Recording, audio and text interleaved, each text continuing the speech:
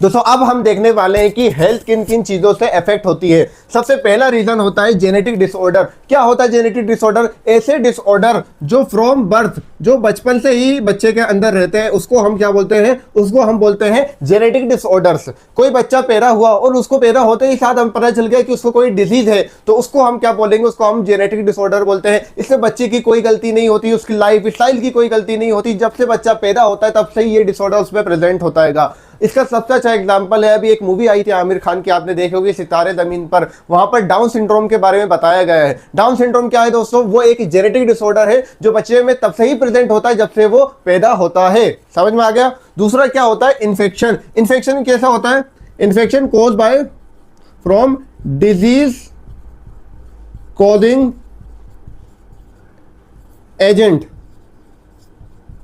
जिनको हम क्या बोलते हैं? पैथोजन बोलते हैं। तो इन्फेक्शन किससे होता है? ऐसे एजेंट जो हमको डिजीज करवाते हैं उनको हम क्या बोलते हैं? पैथोजन। उससे हमें क्या हो जाता है? इन्फेक्शन हो जाता है। इसका एग्जांपल है, मान लो आप कहीं बाहर गए, आपको बहुत ज्यादा भूख लग रही थी, आपने देखा सामने होटल पे गरम गरम समोसे बन रहे थे, आप गए, आपने समोसे लिए, चटनी उनकी खुली हुई रखी रहती है, आपने अलग अलग तरीके की उसमें चटनी डाली, जिसके जरिए से काफी ज्यादा जो बैक्टीरिया जो थे, खुले के अंदर जो चीजें रखी रहती है जिसमें काफी ज्यादा बैक्टीरिया होते हैं, वो आपके समोसे चटनी के अंदर आ गए और आपने मस्त आराम से मजे लेते हुए उसको खा लिया। अब क्या हुआ? आपने बाहर की जो गंदगी में खुले में रखी हुई चीजें थी वो आपने खा लिया। अब आगे जाके क्या होगा? अगर आपकी इम्यूनिटी कमजोर हुई तो आगे जाके आपको बैक्टीरियल इन्फेक्शन भी हो सकता है, जिसमें काफी ज्यादा सीवियर केसेस में डेथ भी हो जाती है। समझ में आ गया? तो एक बाहर की कोई भी चीज है, जैसे किसी इंसान को लग गई, चोट लग गई, तो उससे भी बैक्टीरियल इन्फेक्शन उसको हो सकता है। ठीक है? तो ऐसे ऑर्गेनिज्म जो हमको इन्फेक्शन करवाते हैं उन्हें हम क्या बोलते हैं? पैथोजन। इससे भी हमको डिजीज हो सकती है। उसके बाद आता है लाइफ स्टाइल। सबसे बड़ी चीज क्या होती है? लाइफ स्टाइल, कि आपकी डाइट कैसी है, आपका एक्सरसाइज करने का शेड्यूल कैसा है, आप एक्सरसाइज करते हैं कि नहीं करते हैं, आप सही से सोते हैं कि नहीं सोते हैं।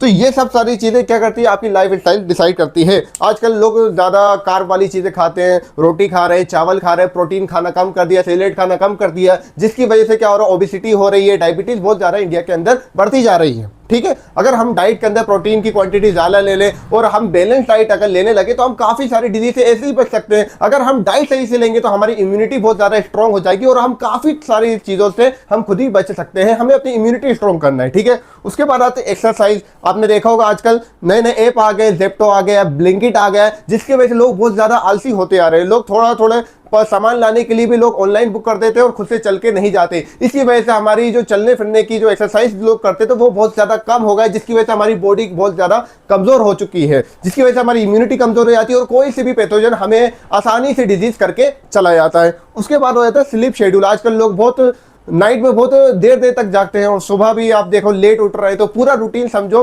गड़बड़ा चुका है। तो लाइफ स्टाइल भी बहुत इंपॉर्टेंट चीज होती है जो हमारे इम्यूनिटी को डिसाइड करती है कि हमारी इम्यूनिटी स्ट्रॉन्ग होगी कि या हमारी इम्यूनिटी वीक होगी। अगर हमारी इम्यूनिटी वीक होगी तो कोई सा भी पैथोजन हमारी बॉडी पे आसानी से अटैक कर देगा और हमें आसानी से डिजीज हो जाएगी। तो ये 3 तरीके थे जिसके जरिए से हमें आसानी से कोई भी डिजीज हो सकती है। आई होप आपको समझ में आया होगा। अगर आपको कोई भी डाउट हो तो आप कॉमेंट सेक्शन में जरूर पूछ सकते हैं। थैंक यू बच्चों।